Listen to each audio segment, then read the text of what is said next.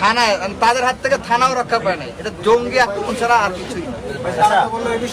এখানে হচ্ছে আমি ছিলাম আর কি, ওই জন্য হচ্ছে আমাকে মারার পরে ওখান থেকে আমাকে প্রথমে 3 টাকা মারা হয়েছে। মারার পর যখন আমাকে এখানে নিয়ে আসা হয়েছে, আমার এখানে বসেছিলাম, ওরা এতটা অ্যাগ্রেসিভ ছিল আমাকে মারার জন্য, জানালা কাজ ভেঙে ফেলছে। আমার সামনে এভাবে আক্রমণ করে, তারা এখানে বলতে তারা জানেই না। আপনি চিন্তা করেন, একজন উচ্চপদস্থ কর্মকর্তা সে জানে না তার থানায় কি হয়েছে না হয়েছে, এটা আমাদের বিশ্বাস করতে হবে।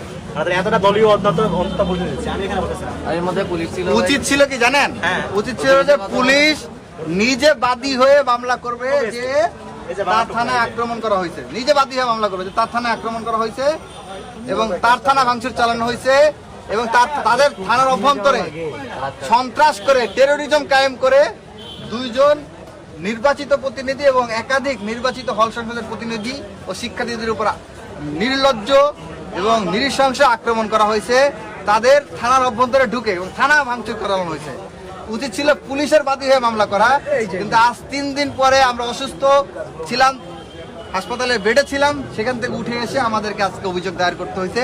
তাও এখন পর্যন্ত আমাদের মামলাটা গ্রহণ করেনি, শুধুমাত্র অভিযোগটা গ্রহণ করেছে। আমরা দেখতে চাই, আমাদেরকে জানিয়েছে তারা আমাদেরকে গাছগুলো এখনো নিচে পড়ে আছে, গাছগুলো এখনো নিচে, আপনারা দেখেন নিচে, দেখেন নিচে এখনো পড়ে আছে। তারা কতটা নির্লজ্জ মিথ্যা বার্তা করছে তারা নাকি জানেই না।